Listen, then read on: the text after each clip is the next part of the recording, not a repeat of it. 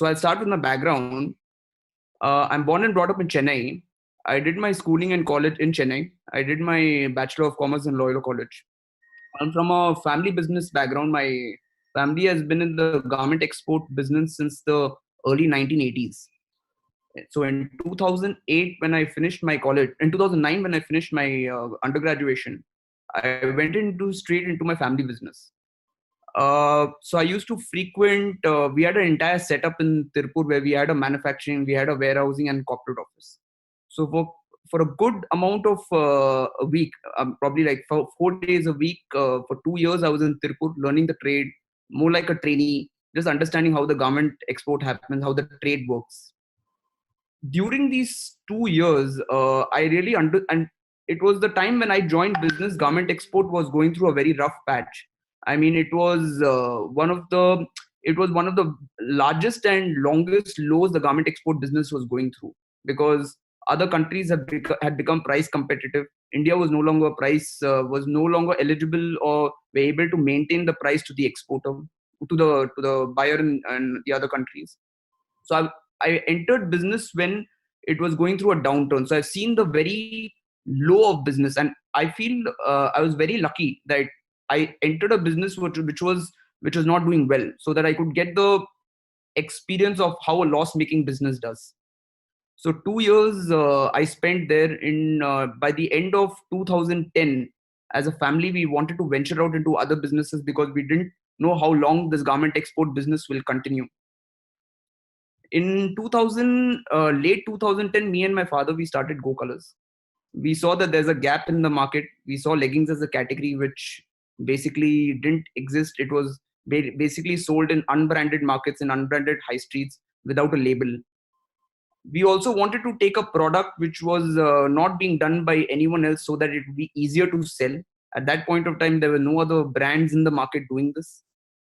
Another reason why we wanted to do this was because core. So in case if our business didn't do well, it would be easy to exit this business. Capital investment, infusion in this business was not very large. So that was one of the main reasons why we selected this particular product. When we started this product, we started supplying to the larger MBOs in the country. We went ahead and we supplied in 28 to 30 states to distributors, wholesalers. And since we were from an export background, we didn't have any experience in selling in India. So we didn't know what the issues of doing business, collect outstandings, deal with wholesalers, retail distributors, and making sure credit period is in limit. We were very unaware and very innocent from that perspective. So in our enthusiasm and aggressiveness, we went and supplied without doing any background check of any proper distributors or wholesalers. We went and supplied to many of them. We were very unlucky. We lost a lot of money. We lost a lot of money to the extent where we thought this business is not sustainable. Then one fine day, as a family, we were having a meeting and we decided, let's give it a last shot by opening our own outlet. We've been unsuccessful selling it to the distributors and wholesalers. Let's give it a last chance by opening one outlet and see how it goes. If it does not do well, we have our export business anyways running. So we'll shut this retail business. So a question here. Yeah. So at the time you made this decision of opening a retail store, so what was the production capacity at factory at that time? See, one of the good things what we implemented, and because we had a manufacturing background, at Go Colors, we never wanted to do manufacturing. Okay. We said if we are making a retail business, we will never do manufacturing. Because, and I'll explain the reason, if you're doing your manufacturing, you're bound by your costs of your manufacturing unit. And retail is always about having your gross margins have to be intact. The only way your gross margins can be intact, your selling price has to be right and your manufacturing price has to be right. The minute you start manufacturing, then you're just running behind your own manufacturing cost. When you're sourcing the business and getting someone else to manufacture, you can ask for a particular price and you can stick to your price. The minute you do manufacturing, you're bound by your own prices. And retail, since it's a very heavy balance sheet business, high gross margins is very important. So when we started this business, we were very clear that if we are going to do front-end selling and we are going to be bearing front-end costs, we cannot take the burden of a manufacturing unit as well. So when we started this business also, we did not use our export business manufacturing for this. We went to individual factories. We went to small time factories where we could get the cost we want. If I would go to my own manufacturing company, they would probably sell it to me at a much higher cost than if I'm going to a smaller factory.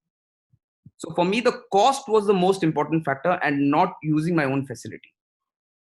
So the quality you were able to maintain by Yeah. outsourcing? So we always bought the raw materials and then gave it to the factory. So in a garment, if many of you understand garment majority of the quality in the garment is by the fabric and not by the stitching. Yes, the stitching makes a difference, but largely it is driven by the quality. So if you are able to procure the raw materials and give it to the factory, 80-85% of the quality job is done. So we used to buy raw materials, give it to the factory to convert it into a garment. Okay. So that's how we manage quality, and that's how we continue to manage it today. Okay. So so I was telling you about my first outlet. So when we decided as a family to start our first outlet, we the investment was about 25 to 30 lakhs, and we were not willing to invest that kind of large money. We didn't know whether it will be successful. Our budget was much lesser than 10 lakhs to invest. So we said, okay, let's start with the kiosk, because we didn't have the affordability to open a store. So when we opened, so a kiosk basically is a small structure you would probably see in shopping malls where they sell popcorns, they sell ice creams, they sell different other type of stuff. So we were the first ones to sell leggings, sell apparels in a kiosk. So we would take probably 65 to 80 square feet in a kiosk. We started selling leggings. And the first kiosk, what we opened in 2011, it did great wonders. We did very, very good business from that first kiosk, because our product line was only limited to leggings, and leggings don't need a trial room. So we were able to sell it well from a kiosk. So where was the first kiosk? We opened it in Express Avenue, Chennai, because Chennai being our hometown, we wanted to first open it in Chennai, and we opened it first in Express Avenue. Okay. And slowly from Express Avenue, we opened about 60 to 65 kiosks over the span of next 2 years from 2011. Oh. And all the kiosks did very well, and we were doing very good. We, as a business also, we did very well. But to grow somewhere, we felt that we had a capital constraint. So we wanted to do a private equity raise. By God's grace, we were able to do it in 2013. So 2014, as a matter of fact, yeah. So we entered the market. We went through investment banker. We met many investors. So we were lucky enough to get Sequoia Capital on board. So they invested $10 million in our company in 2014, and that gave in that initial capital for us to grow, because in retail business, it's a very heavy capital business if you want to put your own outlets. So we raised external capital. After we raised external capital, the idea was to grow the business, because obviously once you get a private equity investor on board, a private equity investor is a guest in your company. They invest. There's a period of time they are invested in a company and they exit. So you have to show certain kind of growth, their growth expectations in that particular period of time. So now we raised capital, but capital is not free, because if you don't show performance to a private equity investor, you can lose your entire company. That's how private equity deals work. So we raised money, and then we were trying to figure out, okay, we have a base business. How do we grow this more? Is EBO the right way? Is MBO the right way? Is online the right way? Or is supplying to the larger format stores like Reliance or Future Group the right way? Which is going to be the primary driver of this business? We were completely unaware about it. That first 1 year after raising private equity, we tried everything. We did MBO also. We did online also. So we kind of, our interest got diluted in just figuring out how we want to sell. And we lost 1.5 years in that. And just trying to understand how to sell, we wasted a lot of money. We wasted a lot of money in advertising. We wasted a lot of money in employment. We wasted a lot of money in unnecessary expansion. So the first round of capital, what I raised, it taught me many things. That money, when you're raising private equity money, it's very, very, very important to be very frugal. Very very frugal, very calculative of every money spent. So we made a lot of mistakes in 1.5 years. After 1.5 years, we realized that the best way to sell, we came down to the conclusion that the best way to sell are our own outlets, because it's cash and carry. You sell to the consumer directly. You have a control on your own customer. You're supplying it to a wholesaler or a distributor. The day he stops buying your product, your entire business can go for a six. So the EBO business kind of gives you a direct control on your own customer. So we started opening stores, and we moved from the kiosk model to the store, because our product line had got extended, and the many products which we extended could not be sold in a kiosk because it required a trial. So we opened a 200 to 300 square feet store. It did great. I mean, we did 4 times the sale of what we were doing in a kiosk. Okay. So the store model was absolutely was a rock star model for us. And slowly what we did, all those 60 kiosks, what we had converted, what we had opened, we had converted to stores. We shut the kiosk and opened a store in the same mall. Oh. Yeah. So from 2016 to 2018, we saved money. Every rupee we earned, we saved it. We did not spend on advertising. We did not spend it on employment. We kept it for expansion, and very carefully we spent each money on expansion. And we added about 150 stores during those 2 years. And then the business, obviously, because you're doing a cash and carry business, the margins are good. The business started doing really well. And 2018, we kind of reached a threshold, because since, like I told you, expansion is a very high capital business, we had to do a second round of funding as well. So we did a second round of fundraising in 2018, and we raised about 100 crores from ICICI Ventures. And post which we've been expanding today, every year, every financial year, we add about 150 stores. And all those stores are very small in size. They are about 300, 350 square feet. So every year we add about 150 stores. So today we have close to about 450 to 470. And the unique thing is they are all owned by yeah. So look, we were very clear that, you open less number of stores, it does not matter, but not to franchise. Reason behind not being a franchisee? And look, see, many people franchise also from a cost perspective. The upfront investment in a store is very large. And how will you manage an outlet? So there are two reasons why people usually franchise. One is the cost and one is the control. Since we had already done private equity fund, because we are a private equity funded, we already had the capital. So for us, putting in the amount for investment was not a problem. From a control perspective, we started adding frontline staff in those particular cities where we were planning to open stores. So I'll elaborate a little better. When we did expansion, we did not open just everywhere where we found space. So, for example, South India and West India are my markets. So I opened in Chennai, I opened in Bangalore, I opened in Hyderabad, I opened in only those 4 or 5 metro cities, and I opened large number of outlets in each city. So instead of spreading thin across 100 cities and opening 200 outlets, I opened 150 outlets in 4 cities. Oh. So the advantage that gave me was that I was able to add frontline staff to control those outlets. See, when you're having 200 stores across 150 cities, it's very difficult to control your outlet. But if you're having majority number of stores in one city, you'll be able to have a cluster control. So the two reasons why we didn't franchise was A, because we had the capital. B, we grew in clusters, which gave us the control on our outlets. But if you would have given, so how you are going to face in now today's time when it is on lockdown, and the number of employees you are having and the store's rent which will be going on. So what are your strategy for next 6 months? How you're going to do that?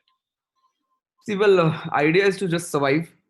And if you ask me if you want me to give an answer on that, I don't have an answer, because right now I think all businesses in India are struggling because of this COVID issue, and all businesses are badly hit.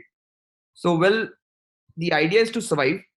So our two largest costs are salaries and rent. And look, salaries is something which we can't do anything about it. And we are anyways, our company is very slim on overhead, so we don't have a large salary cost. So whatever it is, we have to bear. I mean, that's we can't do cuts to the employees who are getting 12,000 salary and 15,000 salary, because their entire livelihood runs on that. So there is some kind of social responsibility we have towards our own employees also. See, some are doing pay cuts, but because they are having a working capital constraint, as a company, by God's grace, we are not having a working capital constraint. So we decide not to do pay cuts because it's our social responsibilities also towards our employees. And how we will survive? Look, the only way we can survive is keep expenses low, keep as much as cash as possible, rather than having it in the form of inventory. Have it in the form of cash. I think cash is going to be king for all businesses for the next 1 year. So it's better to have shorter working capital days and have more cash in the bank than having it in the form of inventory. So we are going to keep our inventory levels down. We're going to keep costs down, and that's how we're going to be surviving in the next 12 months. So you have a USP, like you are not into manufacturing, so that burden is not on you. Yeah, look, that burden is not on us, and rightly you said that issue. That's why that's the main reason why our overheads of a company is not that large. Having said that, since we have 450 stores, we have a very large front end cost. So that is incurring every day when we are having zero revenue. And look, the disadvantage of a EBO business is when your shop is running, even that cost is worth bearing. But when there's no revenue, it just comes back biting. So that's the pros and cons of having a business like this. So I will again ask a question for your stores, like how you used to select which location you used to, like, if you are telling that your team strength is very limited and you're working very efficiently. So for example, how you used to make decision in the initial time that which should be the location, what should be the cost, rent, and how you used to segregate that this place I want to open on. I'll tell you what, look, for any EBO to run, there are two metrics which is very important for any company. One is, what are the gross margins on your product? When I mean gross margins, selling price minus cost price. What are the typical gross margins in your business? Second is, what is your sales per square feet? These are the two largest metrics which any brand or any company has to keep in mind when they're opening a store. So EBO business is typically, you need a high gross margin business. Second, you need a high SPSA business. And I'll explain why. I'll explain both why we need to have. If you have a low gross margin business, but have a very high rent sales per square feet, you will not earn anything in the store because your overhead cost and your rental costs are very high. If you have high gross margins and you don't have less sales per square feet, your entire inventory, your entire cash will be sitting in the form of inventory. So both together has to come together to make an EBO successful. So in our case, since we had high GM and we had high sales per square feet, for us EBO expansion was very easy. And the selection of store? Selection of stores was fairly simple. We stuck to a budget. We knew what rent we could afford. And when we visited outlets, we used to inquire what other brands are doing. We used to take a conservative number against what sale they were doing. So we knew that would be our least sale we would achieve. And against our sale, at what rent we are getting. So if the rent was in our budget, we used to take the store. So look, when we selected our outlet, we went purely on the basis of data.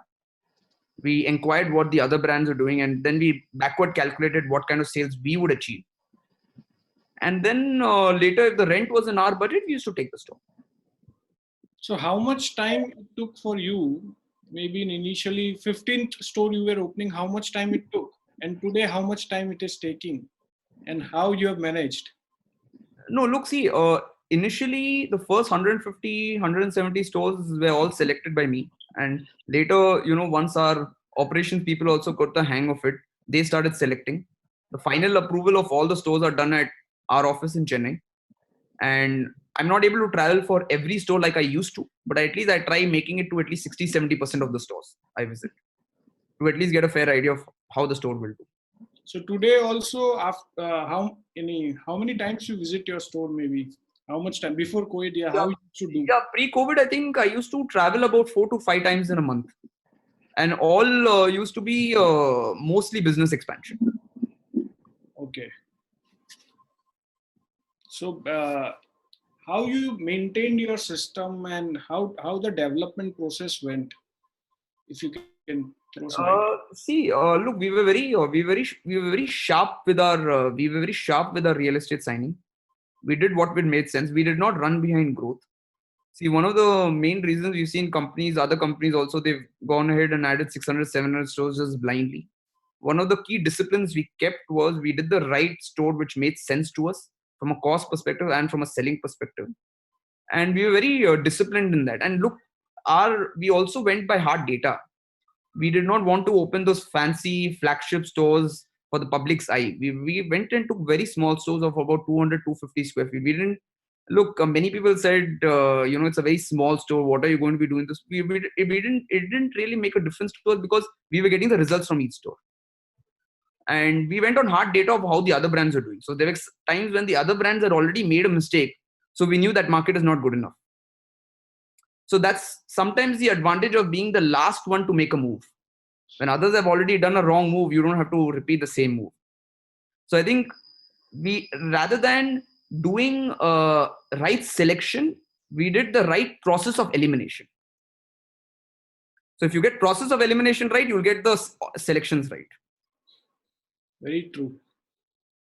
So And we went kind of backwards from that perspective. okay. And so are you today also doing all three kind of business like EBOs, MBOs? Yeah, so I'll tell you. So look, we have 4 channels. We have our EBO is the largest channel. Our second largest channel is the large format stores. So I forgot to mention large format stores. So in 2013, 2014, we got an entry into Reliance, and we came in as an external brand. Today we are present across all the 1,000 stores of Reliance. We are present in all the 150 stores of Future Group. We are present across all the Shopper Stop. We are present across all the lifestyle stores.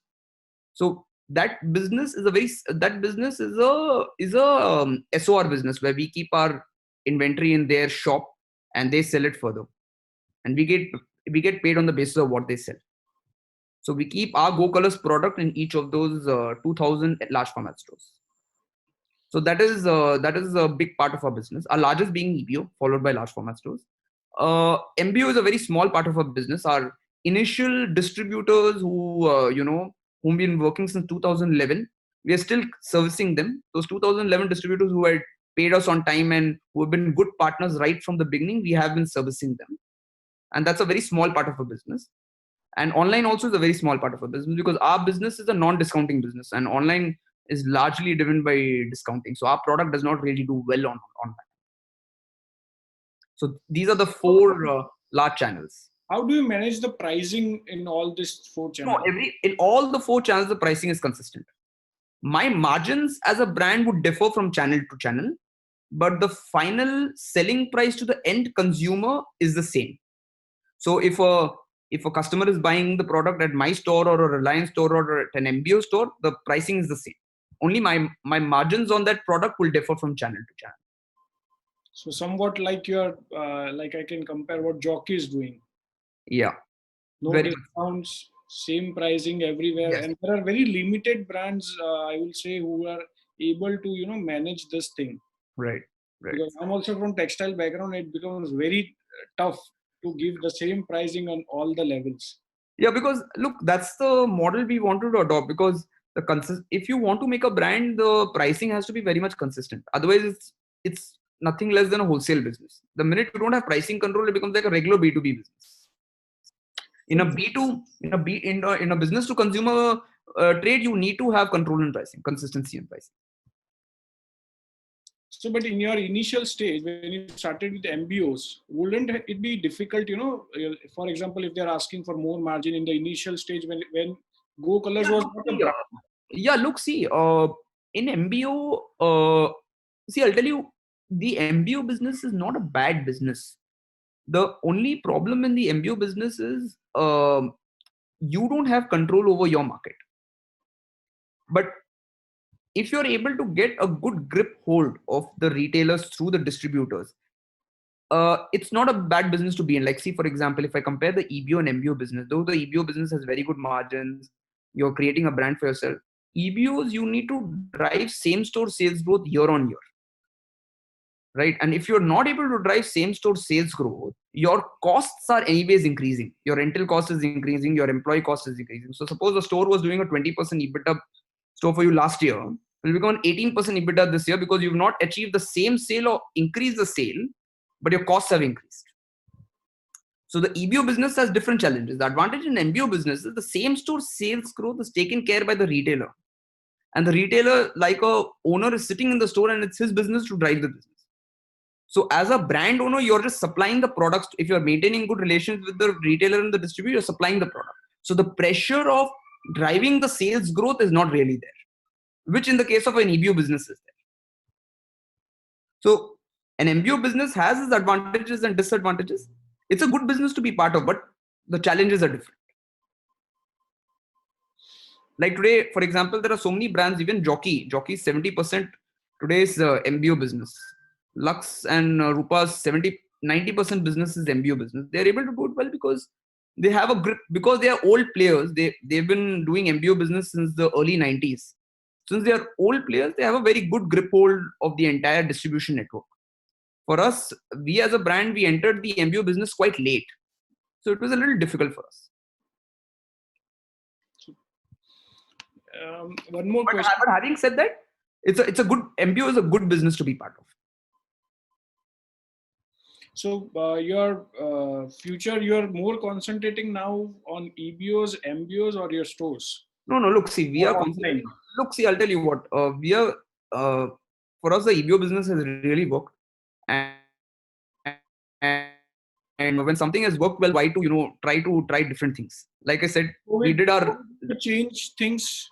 Look, COVID is not really going to change the mode of business or channel of business. It's just about how we can stay patient the next 1 year and keep, see, as a brand owner, the only way I see is that we have to be a little patient and keep our costs down, because this is going to be a next very tough 12 months for all the retailers. So the only way we can survive is just to keep the cost down. The COVID does not really change the buying pattern of a consumer. So the channel strategy for us is not going to change. Only the execution strategy is going to change, where we are not going to add new stores for the next 6 months till things settle down. We have to just become efficient in all our operations and just, keep things under control. So we all are. So I would say COVID is a waiting game for us. We really can't. The only thing we can avoid is just do unnecessary expenditure and keep very. Maybe we have stopped for 6 months. We have to put a full stop for our journey. For the next 6 months, we have to put a full stop of our journey. It's not about full stop. You make one of the very few things what we are doing, and it's working well for us. We are optimizing our balance sheet. See, retail is a complete balance sheet business. It's not a P&L business. Your P&L can show very high margins and high profit, but if you don't have cash to run the business, it will be in the form of inventory. So we are optimizing our balance sheet. We are also reducing our inventory. It's better to have less inventory and more cash. We're trying to reduce our working capital days. We're trying to make the business itself very efficient during this time. So I feel it's a very good time because we will get self-disciplined. This is a very, very good time to take a step back and see what wrongs you're doing and rectify it. Because in the normal course of business, everyone are very busy with life.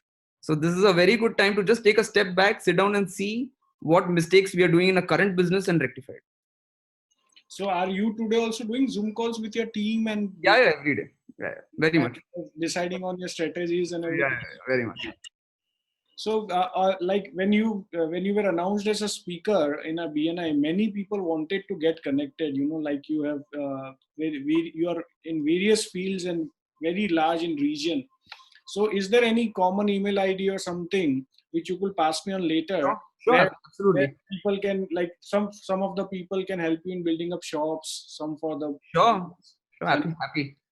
More like than happy. today we have participants from Bangalore, Visakhapatnam, Bihar, Delhi, Bombay, Vapi, Surat, and Ahmedabad. Okay. Wow. So now I will be putting up questions. What have been anything else you would like to share before we? I think we can go. I think we can get into the Q&A. I'll be more than happy to answer questions. Great. So we will be starting up with the questions. Let me see if okay. There's a question from Dinesh. As in today's market, mostly all textile person are manufacturing leggings. So you might be facing competition. How could you handle this situation? Like from unorganized market and what you are doing. See, so before I answer that question, I think one thing I forgot to mention was that we are actually, as Go Colors, we started as a leggings brand. Over the years, we've evolved into a ladies' bottom wear brand. So we don't just keep leggings. I mean, the initial idea was obviously leggings. That's why the kiosk worked for us very well. But as years went by, we've added more number of products and we've become a complete bottom wear brand. So we have jeggings, we have harems, we have patiala. So all of ladies bottom wear. In fact, we have ladies jeans also. So we cater to all of ladies bottom wear. So we are like a one-stop destination for ladies leg wear.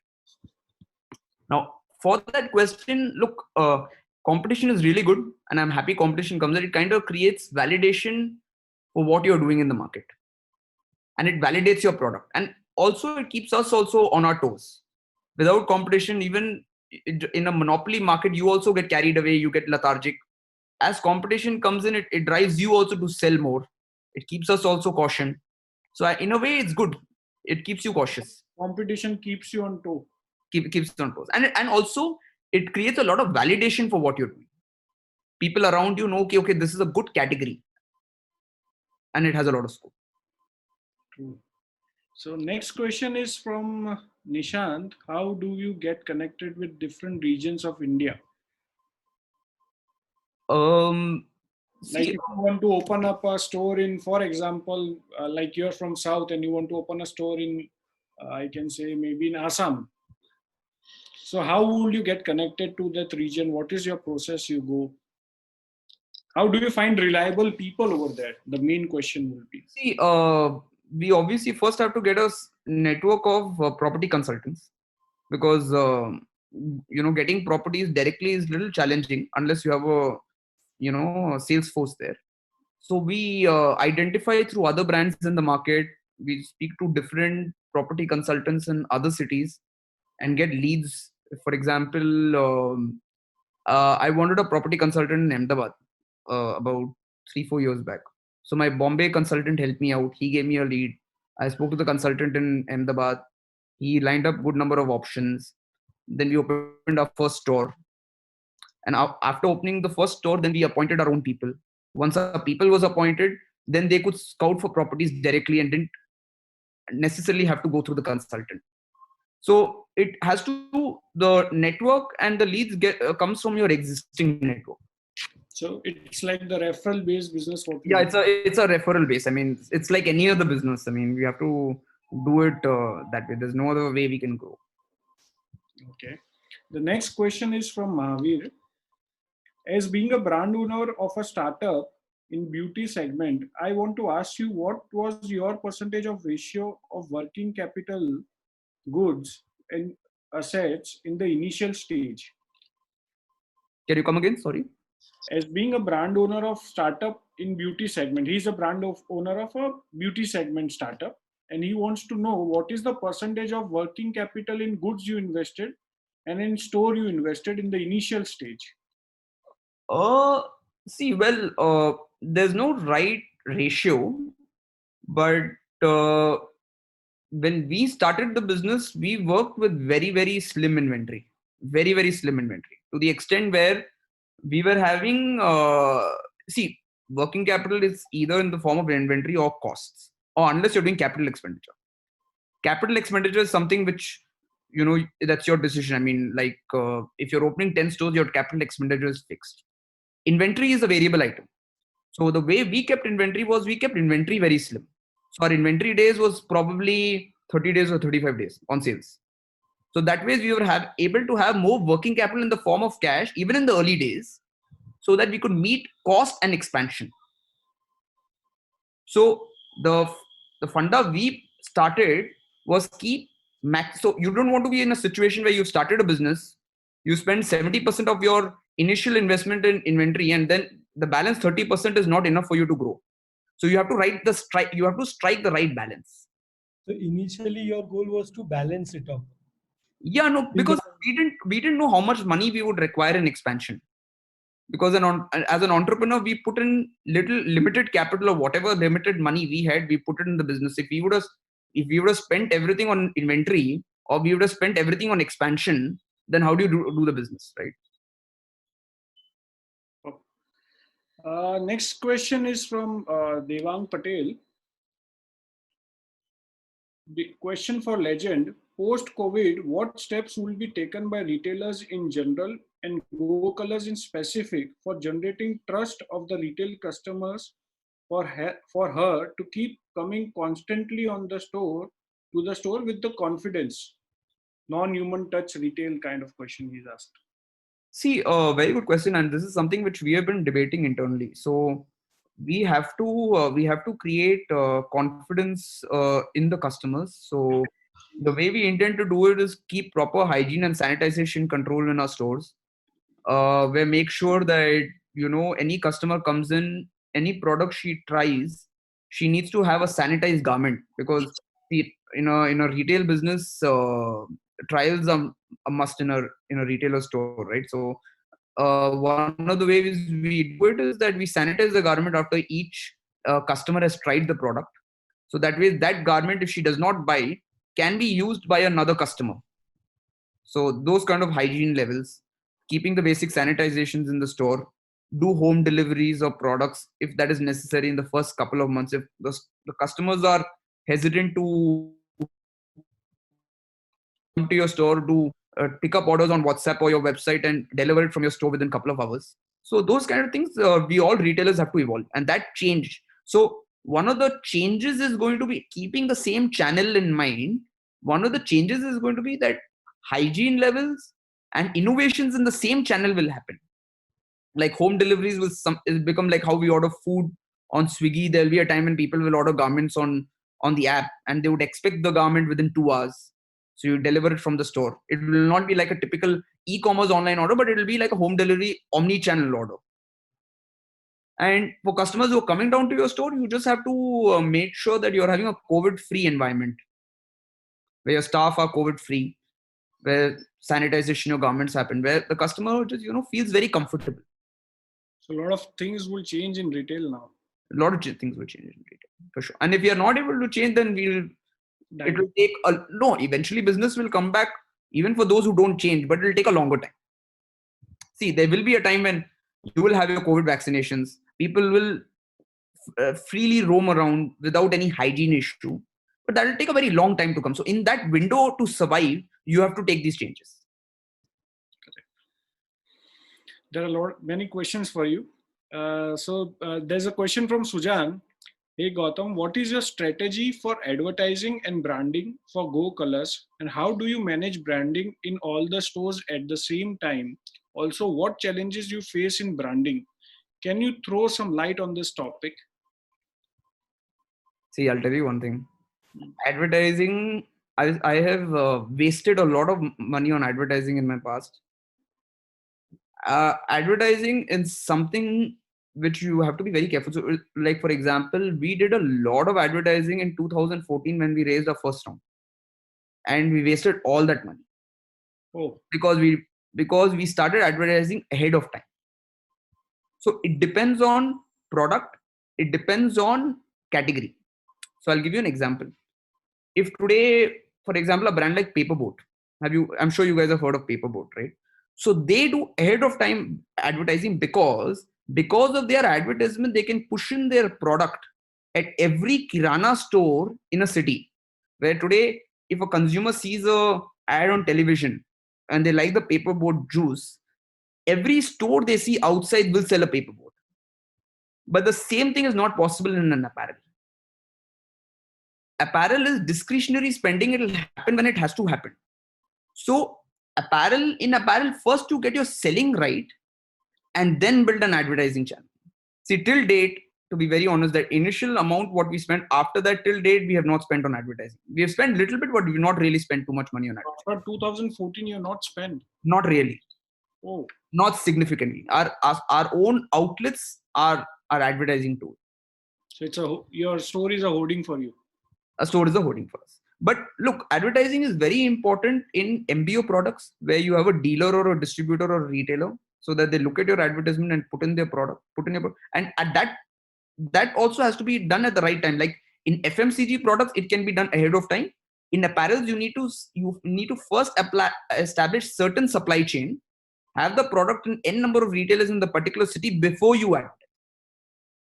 And advertising also has to go by areas of your strength. Like suppose I'm an apparel brand today and I want to advertise. First, I will do it only in markets where I'm strong. You just can't do a national pan-India advertising.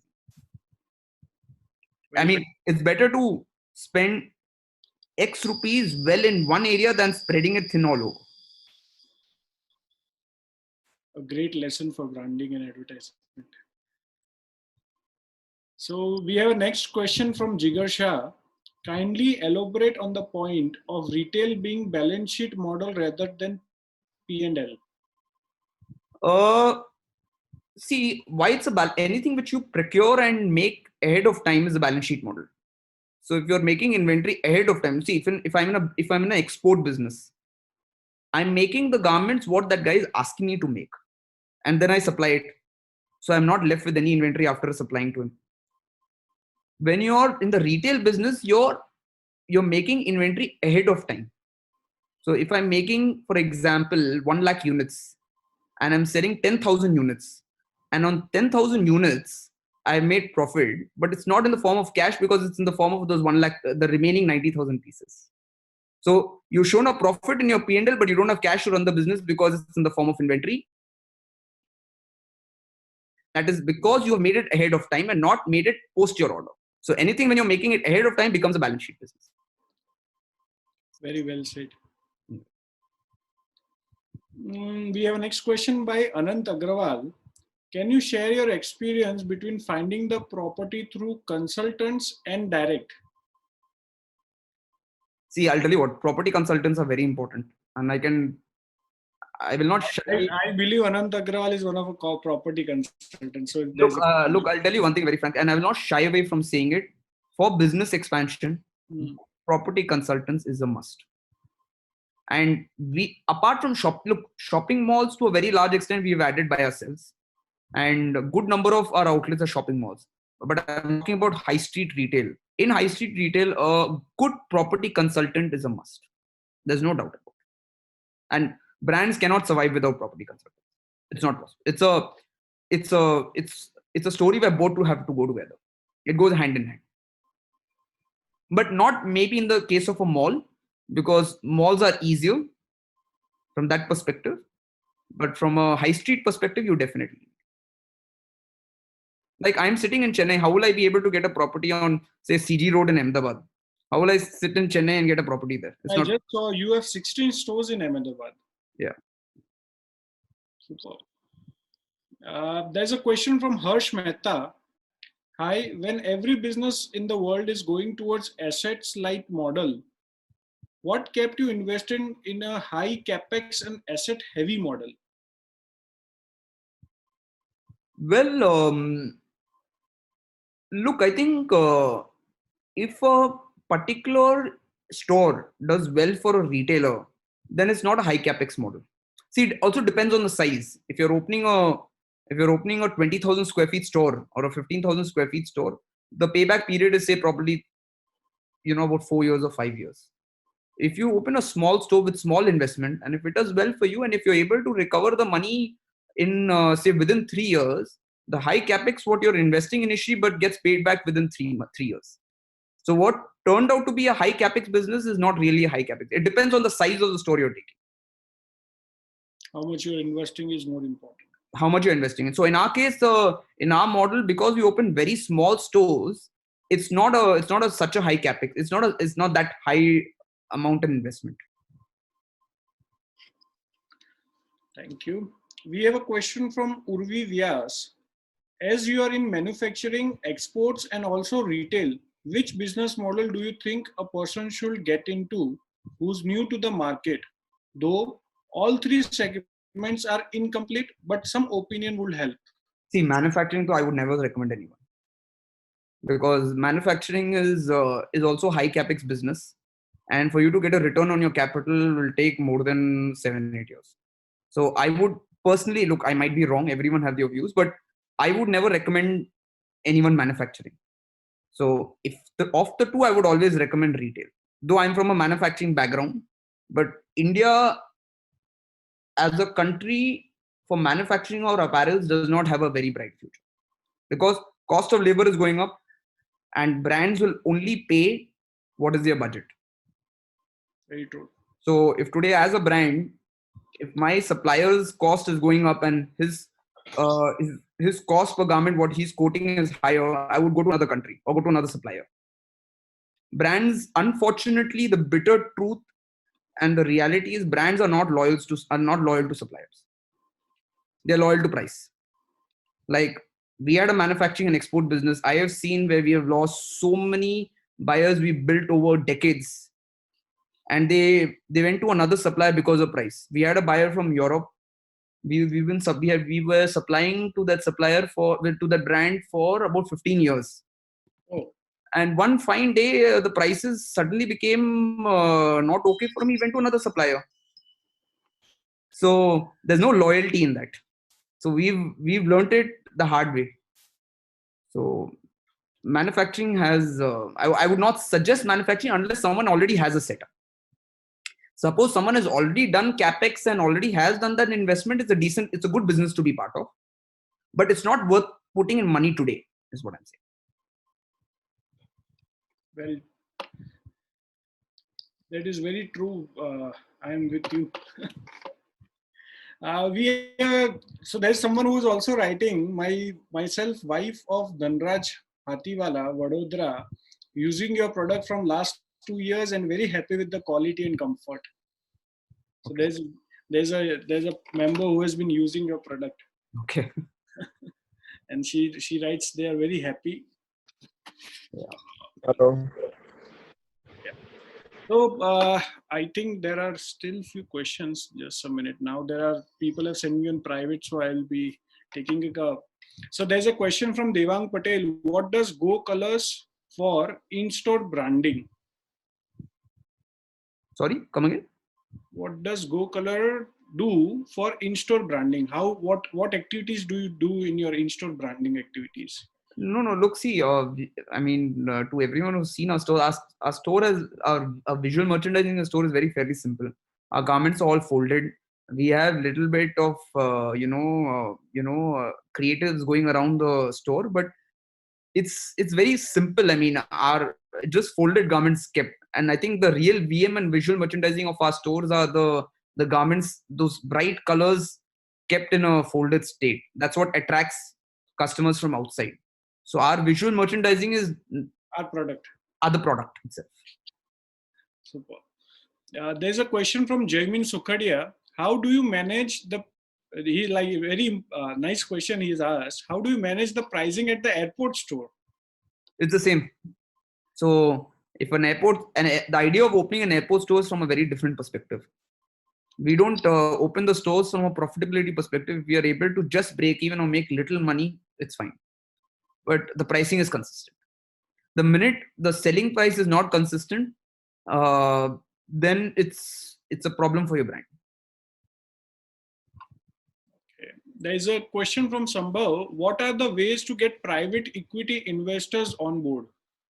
What was the way of approach you took, or something you? No, there are many investment bankers. There are many investment bankers in the market, and through the investment bankers, they can connect you. If the investment bankers, feel they can add value, they'll connect you to the right investors, and they are the best ways to meet investors are investment bankers. So what is the unique thing they look in, like in your business profile? Is there profitability? Is the product, or is the brand? How they See, any business, if I can summarize in one line, any business where they can get an exit. And they can get an exit only if the business is profitable, only if the business can grow from a certain base. So these are the two check marks. But even in a high profit business, if they can't get an exit, then it's no use to the investor. So where there's an entry, there has to be an exit. So that is the critical part what an investor sees. Whether they can make money on the valuation on which they invested versus the exit. So always an investor looks at how many years back he No, can. look, I'll tell you, private equity and versus debt. Private equity sometimes is more expensive than debt. Okay. Sometimes debt is better than private equity. It depends what your goal as an entrepreneur is. If you think the business is scalable, then you take private equity. Otherwise, don't take private equity. Because what happens is, if your business is not scalable and you get in an investor and you can't give that person an exit, you will lose control of your company. So the equity value, what you've built, you will end up losing it. So private equity, just because he's invested in your company and you don't have to pay interest, that does not mean it's cheap money. It's very expensive money, because if you're not able to exit, you lose control of your company. You lose your shares, and which the value of the shares are higher than, in terms of value, than your interest you're servicing. There's a question from Rahul. Online and offline business current and future scenario. Also after COVID, so many things will go online. See, currently the online market is a discount market. Till the time the online players take a no discounting policy, offline retail will always exist. Because no retailer or no brand is going to put their full price item on online and discount it and then sell it at full price in the store. They will always put their old season merchandise. And for the new season merchandise, a customer will travel to the store physically. So it's a vicious circle. So if online has to do well in India, the online partners first have to initiate and do a non-discounting policy. And unless they don't start that, they can't. Offline will always exist, and offline will always exist because today India is a very different country. India, people want to take their families to the malls. There's a lot of physical retail in our DNA itself. So offline retail will always exist in India. See, the purpose of the reason why online retail does very well in other countries is because they don't have time to go to malls there. On a Saturday or a Sunday, the Indian culture is to take your family to malls, take your family out for shopping. It's an occasion for them. And that's in our DNA, that's in our culture. So some American online company cannot just come and change that. And the reason they're not able to change it, that's why they discount. Very true. And last one question, if you have time permit, I can. There are a lot of questions in the chat box. Because I have taken your 1 hour completely, so if you permit, I can go it. I have time till another 15 minutes. I have time. Okay, that's great. So somebody has asked. There was a question Vishal has asked. Is it that you are opening stores at airport for the brand visibility? Yeah, it's a combination of both. Okay. It's not only brand visibility. The customer, when they see your brand also at the airport, kind of develops a trust in your brand. So rather than me doing some TV campaign or taking a hoarding in some city, I would rather put it in an airport if space is available. There's a question from Vivek Kothari. Do you welcome manufacturers from across country to work with you? Yes, of course. We are adding supplies everywhere.